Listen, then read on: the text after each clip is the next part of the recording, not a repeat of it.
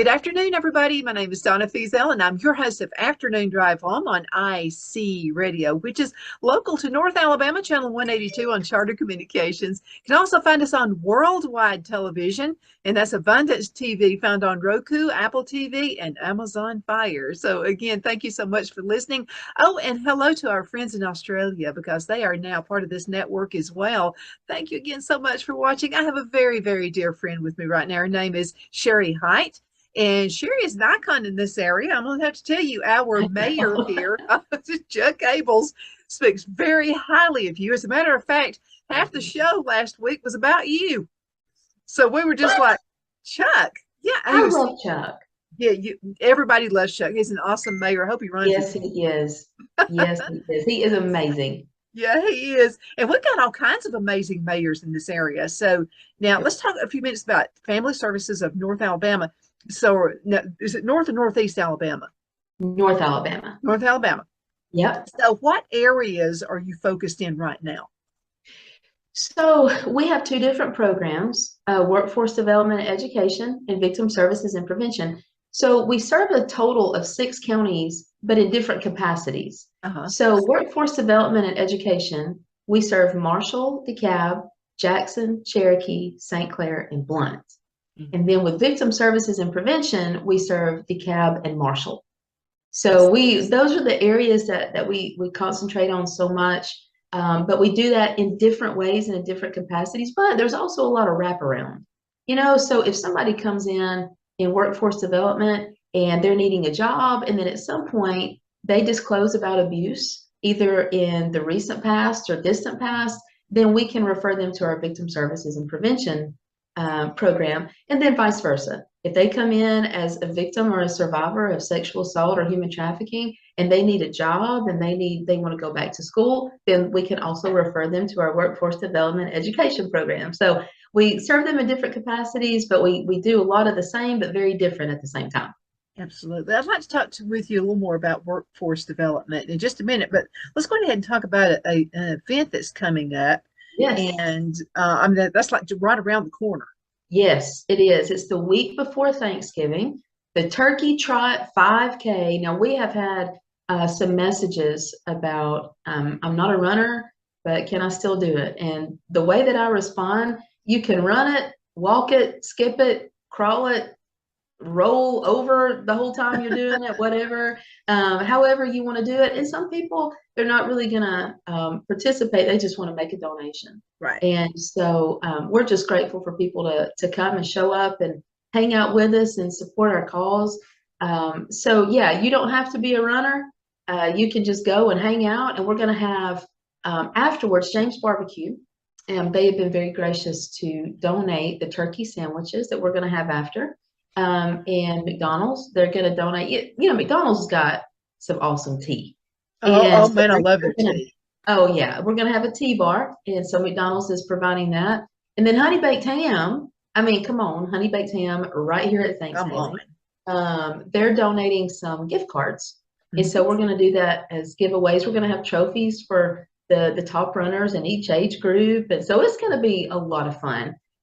Fort Payne, I don't think, has a ton of 5Ks. Like Marshall County, there's a ton of 5Ks going on. Fort Payne doesn't have a ton, so we're hoping that that this is going to be a big success, and I do know it's going to be a lot of fun. That's what I do know.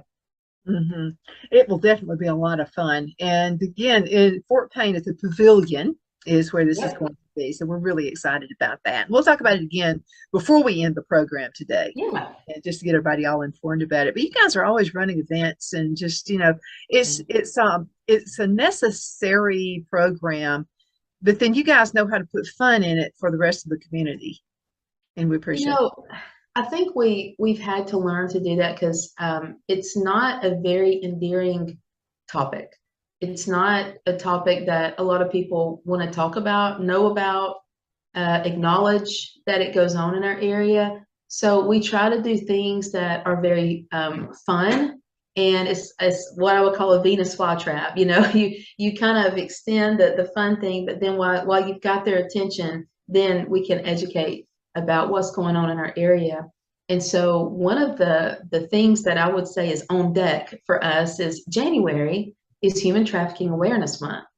And so we have the Northeast Alabama Human Trafficking Task Force that we tried to implement it in early 2020. And of course, we all know what happened in 2020.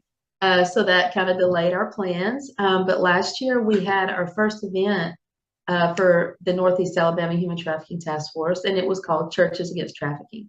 And our main goal in that is we understand that the churches are playgrounds for predators.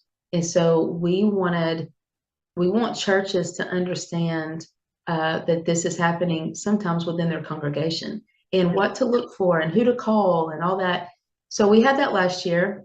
We just about 3 weeks ago had our very first Safe Church conference, which was a huge success, and it was wonderful and amazing. And so we're probably going to do one in DeKalb County in the spring.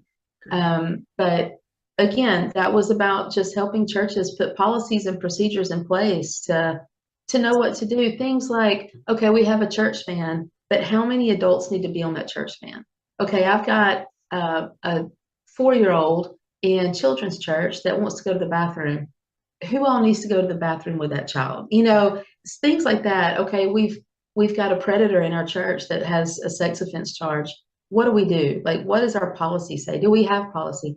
Have all of our leaders been through background checks and mandatory reporter training? Did they know what to do? So it was a really great conference, which has been a really great precursor for this event that we're going to have in Fort Payne in January. So January the 11th is National Go Blue Day, and blue is the color for Human Trafficking Awareness Month. We did this last year in Fort Payne, so we're going to do it again, and we're going to be selling shirts that have stuff about human trafficking on it, and we want the whole city of Fort Payne to wear that shirt on that one specific day. Mr. Jett, the superintendent of education, he has approved that the whole school, all the schools in Fort Payne can go blue on that one day. And then the city council, Mayor Bain, who is amazing, he is going to give us a proclamation that the whole city can go blue on January 11th. And it will be Human Trafficking Awareness Day in Fort Payne. And then in the end of January, we're going to close out that month by having a blue party. And not finalized on those details yet, but as soon as I know, you will know. But we're hoping to have a big supper and have people come and wear blue and have people come in from the state talking about human trafficking in Fort Payne. And so it's going to be a big month for us for sure. Well, I'm really glad because, you know, a lot of times we just live in our own little working world, you know, and we don't know what's going on around us, but education is vital. We must know so we can know how to protect our kids and everybody. Yeah, that's the main thing is like what does it look like? How often is it going on in our area? Who do I call if I suspect something or someone? Who do I talk to? How do I react?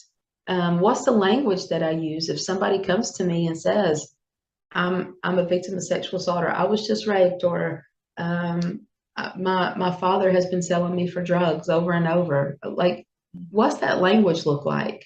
So there's a lot of things that we're trying to educate and bring awareness to the situation. I'm glad you're bringing it into the church, and because this is an age-old crisis anyway. I mean, it's not something that's just happened. We're just now being aware of it. Yeah, it's the beginning of time, almost. Yeah, it's interesting because we are a rape crisis center, and right now we serve victims ages 14 and up, but we're about to begin serving 13 and under and be able to keep those victims in our counties rather than them having to travel to Huntsville or Birmingham, which is a big deal. But it is amazing at the number of people. I don't want to say it's the majority, but it is a large percentage of people coming through our doors, receiving rape kits or receiving counseling from us, who disclose about being abused within the church.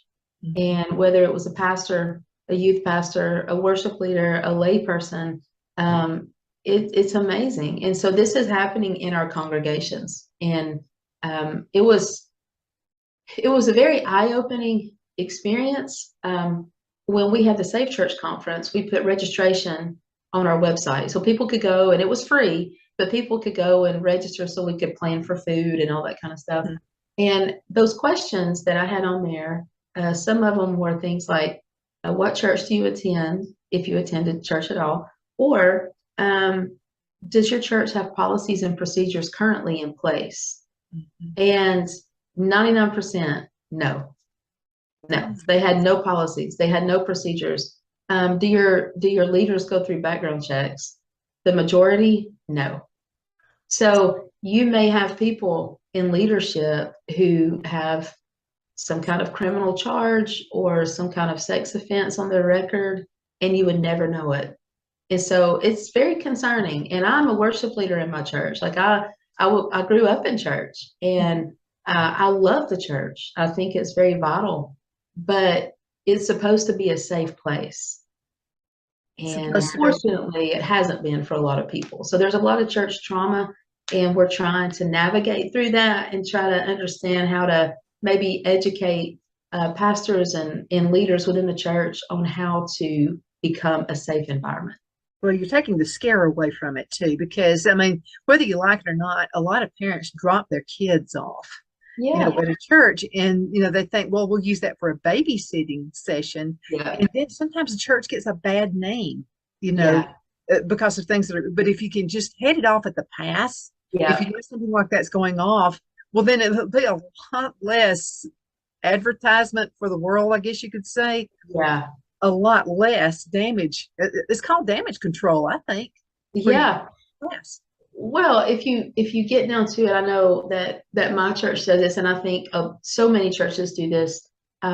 We feed the kids on Wednesday nights, Yeah. and Wednesday night's church night, so we feed them on Wednesday night, and we don't ever know who their parents are. We Mhm. have no idea. Like they just come and either drop them off, or they just put them on the church van, and that we never know who their parents are, and so we want to make sure that when they come to our church, that I mean, we've got a lot of different people in place doing Wednesday night church or Sunday school or working with kids on the bus or whatever. And so I just think about if one of our leaders, if one of the kids came up to them and said, "My dad raped me last night," do our leaders know what they're supposed to say? Do they know the language they're supposed to use? Or do they know who to talk to after that? Some churches don't know that they're mandatory reporters. Mhm. And so it's a big deal. Churches need to be a safe environment. So we took a shot in the dark. We were like, you know what? Let's try our best. We have an obligation and a responsibility to try to correct that. So the Safe Church Conference was wonderful. And we had Chris Lim and Cameron Perry from the Attorney General's office come. We had Jenny Tice from Family Sunshine Center, who discusses human trafficking. Kathleen Conley from the Alabama Coalition Against Rape. Jennifer Bray, our district attorney elect here in Marshall County, she came to speak. So it was a big success. We were happy with it. And no doubt, no doubt. A lot of folks will associate things like this happening in church, but it could happen anywhere. I used to have a business. I used to live in the Oxford and Anniston area, have family down Mhm. there as well. And so I had a business at the Quintard Mall. And I would sometimes be sick to my stomach where the moms would drop their daughters off. I'm talking Oh, pre. yeah. And there was this one guy that would walk around. He was a older guy, and he would walk around with a cap on that said Viagra on it. And he was yes, and he was eyeing those young girls as they would come by. And I would mention that to the moms. I would say, "There's a guy. I'm watching him, and he's watching your daughters as they're walking up and down the Quintard Mall." So I got in contact with the mall manager, and I said, "Look, I'm not a tattletale type person, but this guy has no business. First of Yeah. all, the first red flag is you wearing a cap that says Viagra on it. Yeah.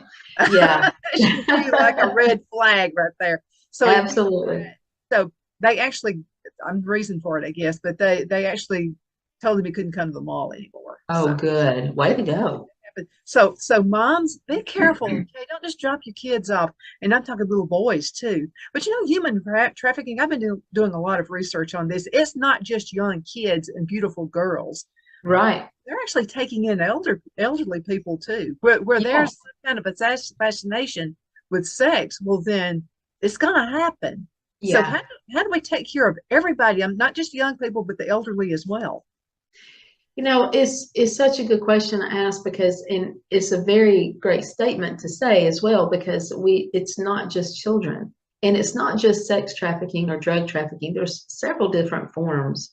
And so what we see a lot of is parents selling and reselling their children for a hit of drugs. They can't afford drugs anymore, so they'll just give them their child or their partner, their wife, their husband, their mom, their dad, who is maybe elderly and doesn't know. It's just a really sad and disturbing thing to even think about. And that's why I say some of these events we have to make them really fun, because nobody really wants to hear about this side of it. So I think it's just a matter of being aware that these things are happening in our area. Like, it's not something that we can stick our heads in the sand and just ignore it. Because with the drug issue in our area, of course, unfortunately, we're known as Meth Mountain, and all that. So with the drug issue that we have, with the large immigrant population that we have, there are a lot of people in the Latino community or the Haitian community. We have a large Haitian population here in Marshall County. They get trapped, and people hold it over their head. If you don't do this, then I'm going to call them. Yeah, I'm going to report you. And so they feel hopeless, and they feel like they are at the mercy of people who may know that they're undocumented or whatever the case may be. So these things are happening in our area. And so I think it's really important, like if you see seminars, there's so many webinars and YouTube videos and agencies like ours that are out there trying to educate people. And so if people want to know, then the education is out there. Unfortunately, a lot just don't want to pay attention to it. But we're trying to bust up in there and just say, hey, we're going to have a fun event. Come to our event, and then we're going to tell you about it. So yeah, the human trafficking issue in this area is one of the worst in the country. And so when you think about places like New York City or Los Angeles, or these big cities around the country, we are right up there with them when it comes to these issues. Yeah, per capita. I mean, per 1,000 people. I mean, that's absolutely true. Now, I wanted to ask you a question. This is because we have to give our parents and our grandkids and our kids freedom. I mean, they have to be able to breathe. We can't let them live in a bubble. But how can you protect them from something like this happening to them? So I'm not a parent. I just have 3 dogs, which Same I'm okay thing, with. Sherri. I am okay. Same thing. I am okay with that. But I've raised a lot of kids in student ministry. Yeah. And the thing that we've so often talked about within that circle of people in ministry is, it's not the same as it used to be. I mean, how many times do you hear that? Things are just not the same as it used to be. And the thing that changed it all, in my opinion, was the internet and now smartphones. You got the iPhone. I mean, I got mine right here next to me, and I can never imagine a scenario where a child would need to have a phone in their room when they go to bed. Like, why would they need to have a phone in their room when they go to bed? So that is the first challenge that I would say to any parent. Lock their phone up.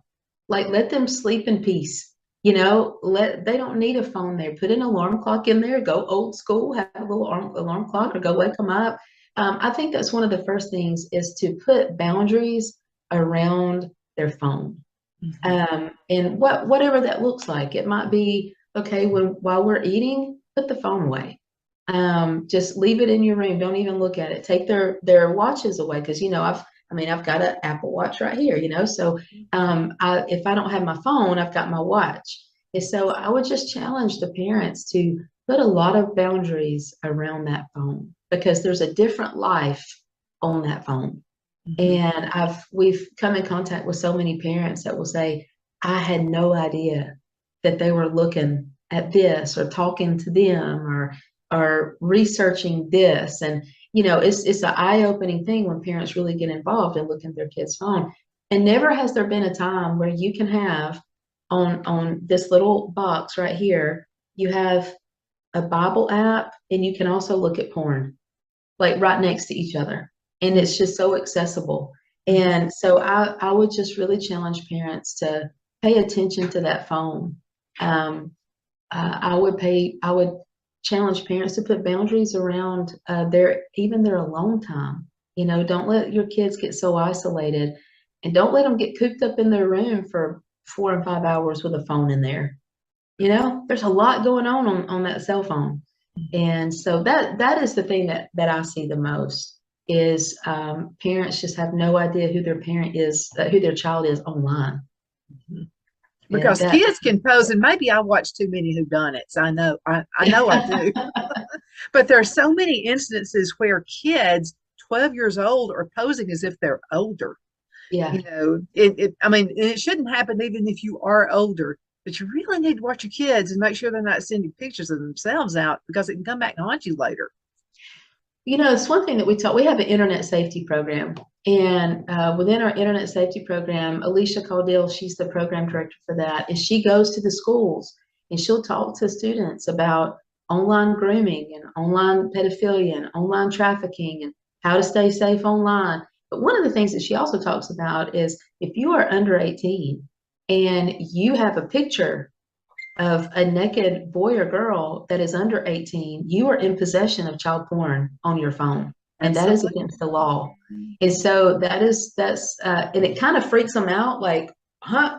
I didn't know that, or, you know, whatever. And you see them going through it. And Alicia told me, I don't know if she still does this or not, but she used to go into the schools and she would say, okay, before we start, I'm going to send this little bucket around. Go ahead and put your cell phones in this bucket. So they do. And then she gets the bucket. And then she says, I'm going to go take these to the office and we're going to go through all your phones and bring up your Snapchat pictures. And they start like panicking. It's just pure panic. And she's like, no, I'm just kidding. We're not going to do that. But why did you panic? Like, what is on your phone that you would be concerned about other people seeing, you know? And so that's kind of how she starts out with this like gripping like moment of anxiety and panic. And so it really is concerning. I mean, there's pictures are just accessible everywhere, you know, and people can.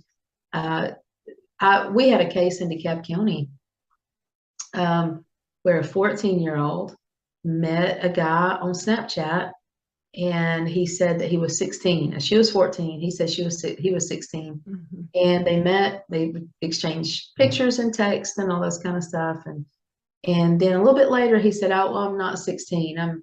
I need to tell you the truth. I'm 18." Well, then time goes on, and she thinks she's falling in love with him, and then he says, "Okay, I'm really not 18. I'm 20 something, and then 30 something," and he convinced her to meet him outside of her window. So she snuck out. He drove from Michigan all the way to DeKalb County. They went to a hotel. They had sex. He was in his 30s, 40s, something like that. And she came to us for a rape kit. And thankfully, they got him. But that's not the case in most circumstances. Fortunately, we were able to, or not we, but the DA's office did an amazing job. Bob Johnson's amazing. Because sometimes it can end in murder. Sometimes it can, you know, they want to get the evidence. Yeah, I mean, it is a scary thing, and so they're not always who they say they are, and the other thing is just because they send pictures doesn't mean it's of them. You know, anybody can copy and paste. Anybody. So we're just trying to educate not just the students but the parents as well, and it's a very concerning thing because Alicia had this was a couple of years ago. She had a meeting one night and was open to all parents. And do you know how many parents came? 2. No. 2. And we were just like, what is going on? You know, so we're trying to reach the parents just as much as we are the students. You really need to, because I was a single mom for a long time. Got a divorce when my son was young. Phil and I have been married now for almost 30 years, but there was a time it was just me and Brad. And of course, I wanted to be the good guy. I had to be the good guy and the bad guy, Yeah. mostly the bad guy. So I had to be, I was a nosy mom. Yeah. And then, so I was informed one day, and I was going to his room and just at Yeah. any time spot check. I call Yeah. it a spot check. And so one day he came in, he said, Mom, you've been spot checking. And I said, yes, I have. And he said, but other people don't do that, Mom. And I said, okay, I won't do it anymore. And he said, huh? And I said, but you rent from me now. You rent from me. Oh, yeah. And I Yeah. stopped that real quick. Yeah. But anyway, I think it's okay to be a nosy parent. Now we're Yeah. friends now. We are very good friends now. It took him being 40 something years. Oh, Sweetie Pie had going ahead and put his picture up there. Now, who is it? she she came up and reared up on me. I was like, I've got to show her this. I'm sorry. I'm glad you did. You're a pet parent, and I mean, really, I mean, you have to, and you really care about those pets. And Yeah. people who have kids really have to be concerned enough with their kids. Everybody wants their kid to be popular. Yeah. Everybody does. Yeah. But there's a price sometimes to pay for that. Yeah. It's an amazing thing when I hear parents talk about they seem scared of their child. Yeah. I love your face because I was like, no, my I don't parents think were so. scared of me. Mm-mm. Ooh, woo. No. I'm gonna tell you, I was equally scared of my grandparents. And I didn't want to Yeah. do any, I wasn't a perfect kid, but what I'm saying is I didn't want to do anything, to upset them. My Yeah. grandmother would start falling on the floor praying for you. Yeah. And so I was just kind of like, I didn't want to put them through it. To me, it wasn't worth Yeah. Listen, my parents gave everybody in Geraldine permission to beat my tail if they saw me doing something crazy. I was scared of anything, you know. it. I knew that if my parents didn't catch me, somebody was gonna Yeah. catch me and rat me out, and that was gonna be it. I had everybody watching me, and I Uh, needed it. But yeah, my parents, they never had this philosophy of, oh, that's her room, we're not going in. They're like, no, that's my room. I pay for that room. I I pay paid for this. everything you got in that room. Everything you own is mine. So you don't own it, I own it. And so yeah, of course we didn't have cell phones or computers or anything Yeah. like that, but Uh-huh. I know for sure if we did, they would say, that ain't your cell phone. That's my cell phone. And if you want your own cell Let phone, me have get it. you a job and you go pay for it. And you can rent from me. Exactly what you said. So yeah, there's so many parents that are saying, I don't want to go in their room. That's their private space. No, that's your space. If Uh-huh. you're paying for that house, that's your space.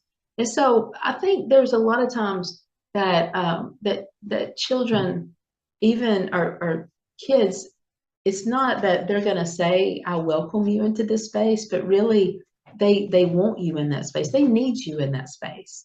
And they want those boundaries. It's really important. And so we're trying to educate not just the students, but the parents as well. And that's why in our workforce development program, we do have parenting classes. Mm-hmm. And in those parenting classes, it's almost like group therapy sometimes for those parents because they get to express a lot of frustration that they're having. They get to express a lot of anger that they're having and confusion or fear or concern, whatever it is. So they in that space have a safe space to just express stuff. Like my kids drive me crazy right now. I don't know what to do about this. And they get to hear from other parents, They're not alone. you're not Everybody's going alone. through all this stuff. Everybody's kids are crazy. Yeah, every one of them. Yeah.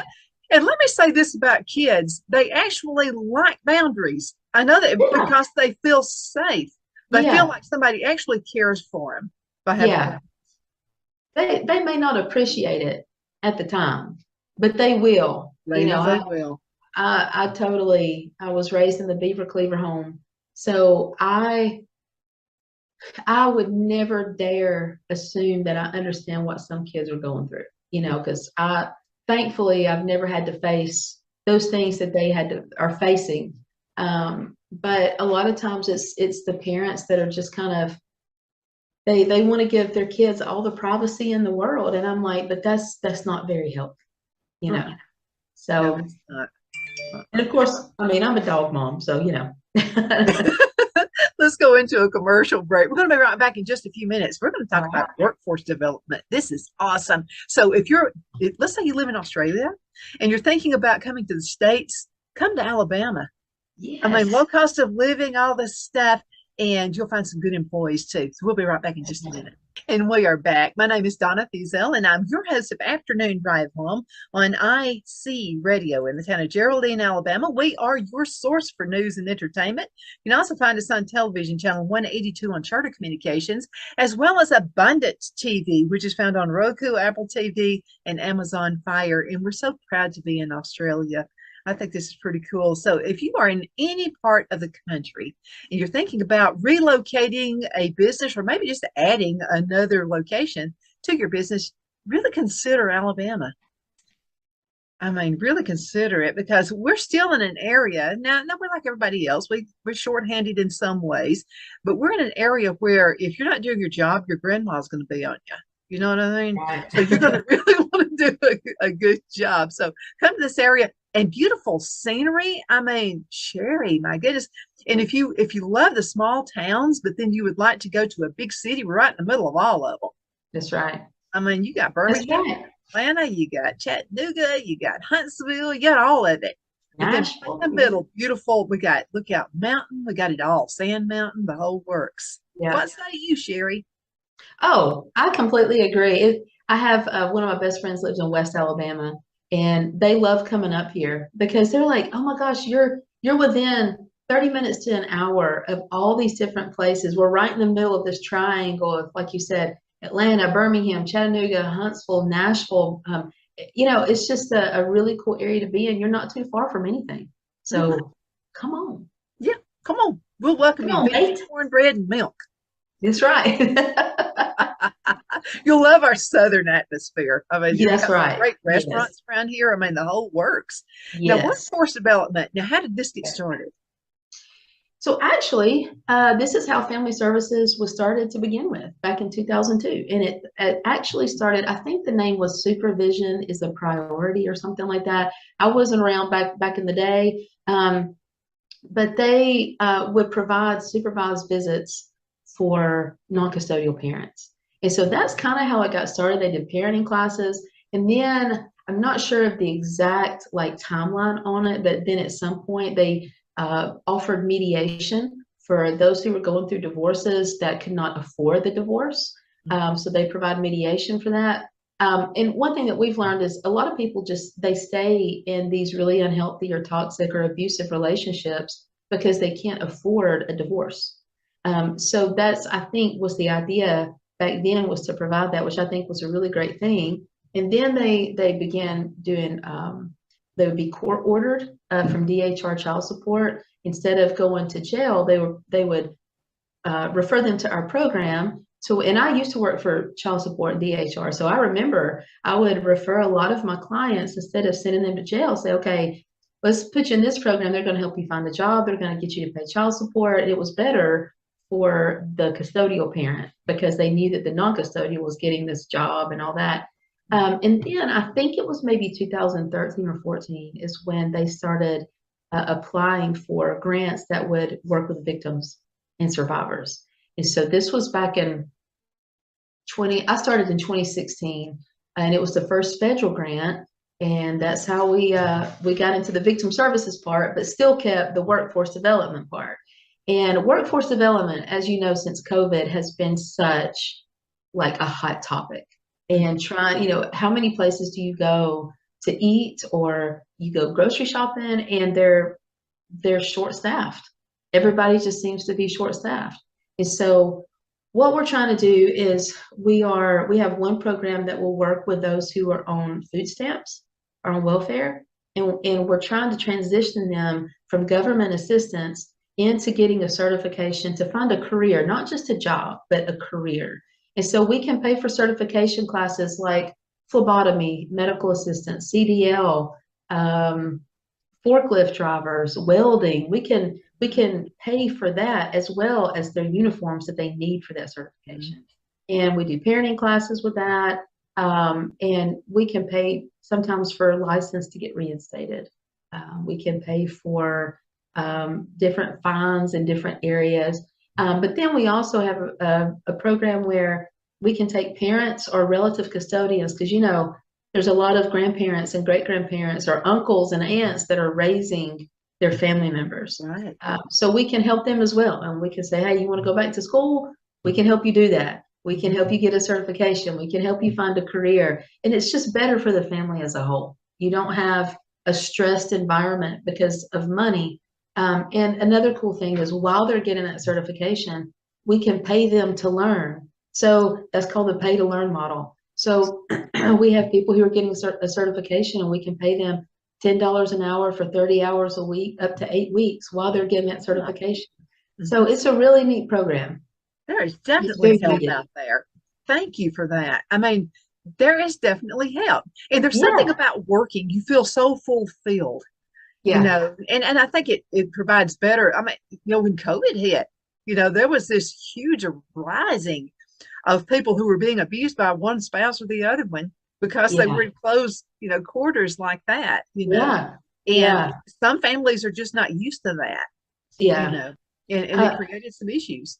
I've always said a stressed abuser is worse than just your typical abuser. You had stressed abusers who had cabin fever or stressed about money or they're out of work but stress in general in an environment for a child, they can feel that. And so that's one of the reasons we concentrate on, we don't just want to get them a job. We want to find them a career. So to say we can pay for a certification and you can become a welder. I mean, some welders, they're making 2, 3, 4 times as much as I am. They make really good money. Forklift drivers, the trades are so needed right now. People come and saying, I want to be a hairstylist. Okay, we can pay for that for you. So we're wanting to find them a career to where it's more sustainable and it gives purpose. Like, I'm going to pour myself into this career. And if we can get them that certification, it's just the beginning for maybe even more promotions or more schooling that they can do. And something else too about the trades jobs is, because my dad was a tradesperson. And so the neat thing about being a tradesperson is you start out working with a company, you decide you want to start your own business, you can expand to that. When you retire, Jonathan Phillips, his dad, he's retired, but companies actually hire him to come in and train their employees. So he and his wife decide they want to go to Hawaii or whatever. And he goes, I think I'll go ahead and take that little gig for a while. And earn some extra. There are so many, the trades jobs. I'm going to tell you what, if I were graduating out of high school right now, I'd take a couple of those trades jobs. Because you'll never go unemployed. Never. The job security is there. It's always there. And back in the day, I'm old enough now to say back in the day, but back in the day, you're still a young chick. Thank you. I want to be. We didn't talk about trades. It was always college, which I think that college is wonderful. I went to college. I don't regret it. I'm very thankful that I was able to go.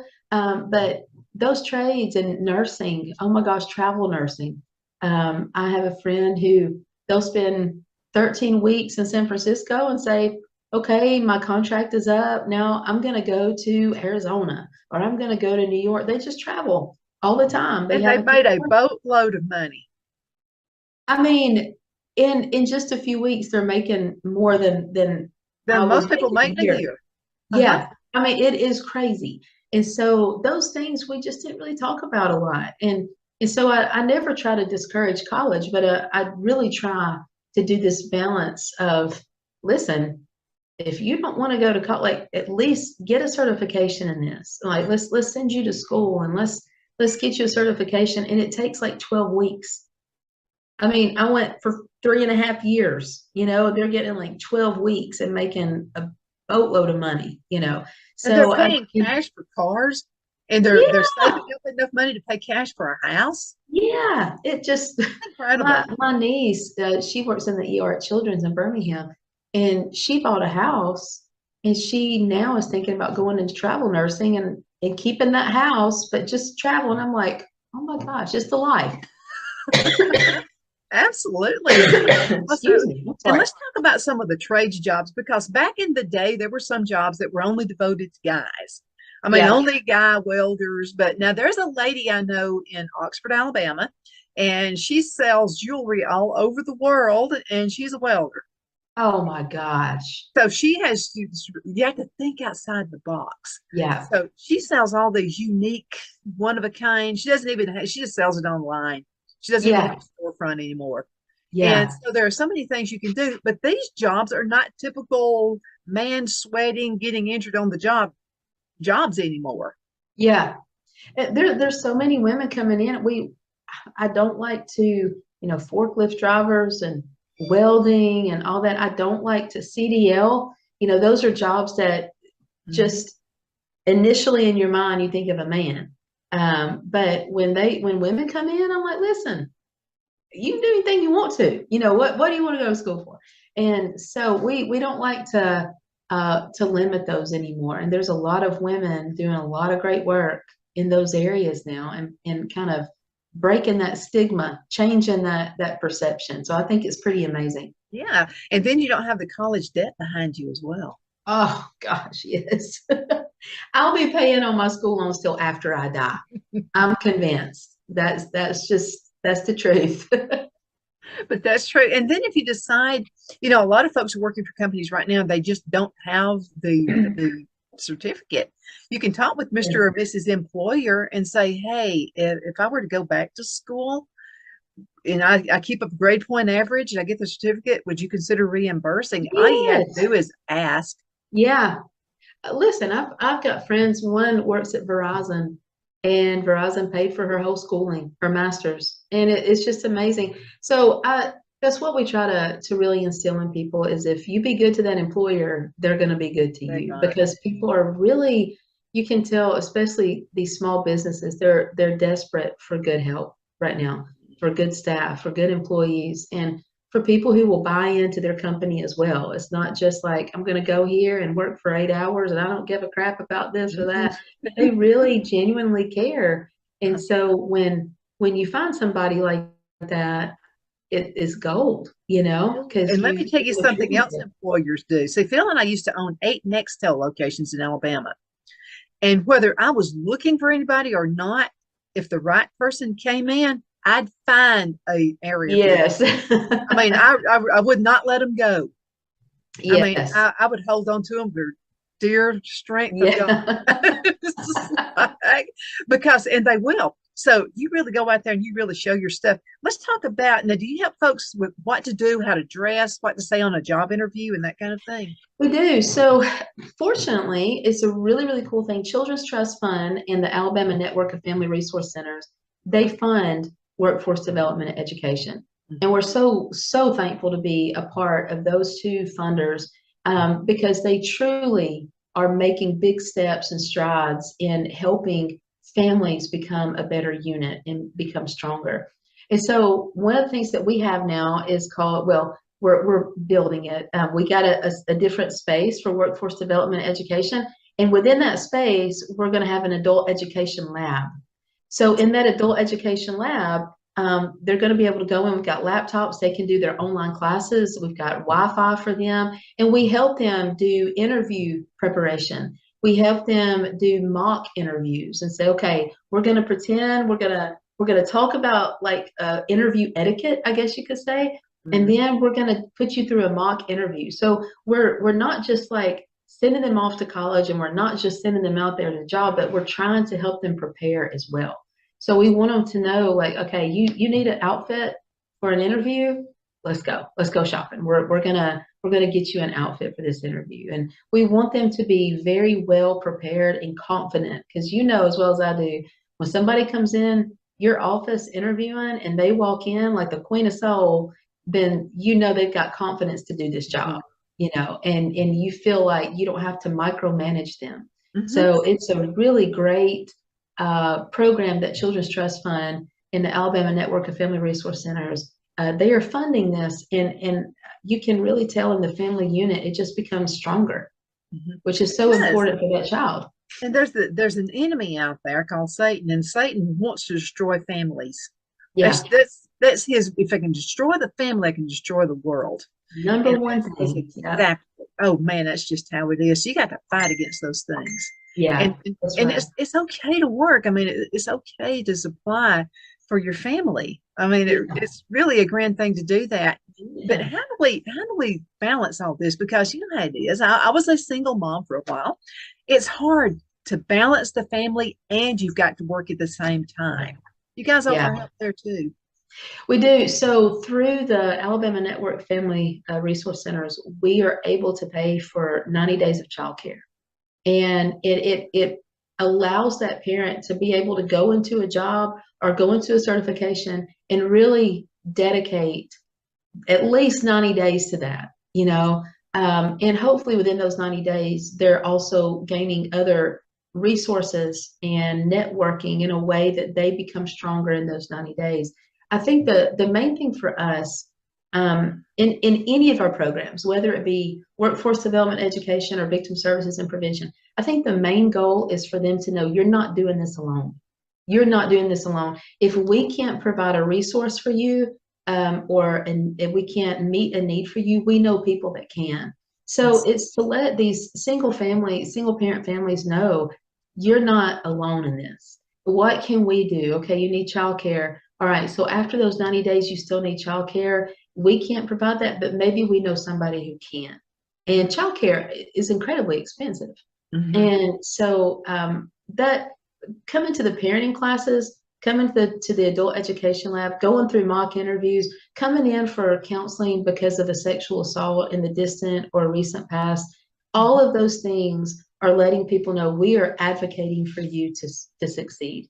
We want to advocate for you for success and for your family to become a stronger unit.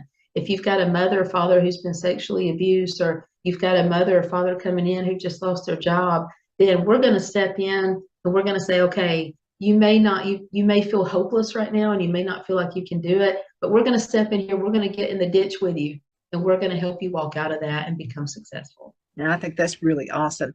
And I wanted to also bring this up. You never know who's watching you, and Yeah, in a good way. yeah, So we were living in Anniston, and there was a restaurant called Ryan's Restaurant, and it was kind of like the Cattle Stampede Steakhouse. They had yeah. a food bar and some really good steaks and stuff like that. And so Phil and I would go there a lot of times, just kind of a breather, and just like usually on a Monday, so we could plan for the week when we had the stores. And so there was this one lady in particular, and her last name was Klein. I can't remember what her first name was, but there was just something about her. She worked there and she was a server, and she was always very friendly, dressed nice, smelled good. I mean, she was Mhm. one of those just all around, just all around perfect persons. And so I knew somebody who was actually looking for a pharmaceutical salesperson. And so I just talking to her one day, and I said, "So what do you want to do with the rest of your life?" And she said, "Well, I'd like to be in pharmaceutical sales." Bingo. And she said, "I Boom. can't get anybody to give me an interview because I've never had the experience." And she said, "So, I mean, I enjoy working here." And so I got her in contact with somebody who was looking for a pharmaceutical salesperson. And I said, "Look, this girl does it. I know you say you've got to have experience. You need to really check her out because at this restaurant, she is like on top of it. She never acts Yeah, like she's tired. She's very friendly. And you've got to have somebody who's got stamina, somebody yeah, who can go take no for it." And I would think there's no job in the world worse than being a server. I would think you hear complaints and no all the time. yeah, And he yeah. said, "Well, okay, I'll talk to her." He hired her, Changed her life. but it was all because of her. And she kept thanking me for it. And I said, "Don't thank me, thank your own Yeah, self." I said, that's "Because right. you were an awesome server. I mean, you were, and people notice things like that. So even if you're on a Yes, job you think is a dead end job, you yeah, never know who you're going to meet who can help elevate you." yes. You know, our one of our staff members, the way that I got in contact with her, or the way that I met her, was I was in line at Dollar General, and she was a cashier at Dollar General, and I had a bunch of dog stuff, a dog bed and dog food and all this kind of stuff. And I had my little Boomer, who's a little Shih Tzu. I had him out in my Jeep, and I watched her. The line was long, and I saw her, she was, hey, how are you doing today? Oh my gosh, I like your shirt. And I just kept looking at her, and we were hiring at the time. And so I got up to her and she said, oh, I see you have a dog. I love dogs. And I said, well, I have my little Boomer out in my car, in my Jeep. And I said, we're actually, and I said this on purpose to kind of get her attention because I wanted to know what she would think. But I said, I take him to work a lot because I work with victims and survivors of sexual assault. She said, oh my gosh, that is such a passion of mine, working with victims. And I said, give me a call. And she has been here for 4 years. See I what I hired mean? her. You never know. Been awesome. It's been wonderful. But it was all because of a lot of times I look at their personality and I look at their encouraging ability and the way that they relate to people. And I've always said I will take hustle over experience or a degree any day. Me too. Because I know if you have somebody who's got that hustle mentality, then they're going to learn and they're going to dig and they're going to research and they're going to become better. And sometimes that's more than somebody going to school and getting a degree with no personality, you Yeah, know. I'll go And one step further. If you don't have a job, go to work in a restaurant, flip yeah, burgers, do something, but do things outside of what the job description is. Pick up a broom, start sweeping, because you don't know who's watching you. that's It right. could be your next employer watching you go at it. That's right. Absolutely. And I have been so grateful that she came here. I mean, she's been great. She's Mhm. been wonderful. So no regrets on that Mhm. end. Yeah, absolutely. So those are just some of the other things that you can help folks with. And if you're watching from other parts of the country and you're thinking about, you got Sherri here, is going to help you find some good, super good employees. Yes, you contact us anytime and we will help in any way that we can. I don't like to call ourselves the hooker uppers, but we kind of are. Like anything that if we don't provide a service or we can't meet that need, we're going to find somebody who will. Because being in this field, as you know, you kind of are privy to a lot of resources, information that maybe a lot of people are not. So I like to say, oh yeah, well I know somebody that can do that, and I just call them right up and hook them up. I mean, that's great. That's a great resource. And we all need folks like this resource. Yeah. Now, speaking of which, there's an event coming up. And so let's Yes. talk about this event again. It's the Turkey Trot 5K. Turkey Trot 5K. You can walk it, run it, skip it, crawl it. Doesn't matter. You can even sign up and not even come. It There you doesn't go. matter. We're raising money, of course, for our agency. We're a nonprofit.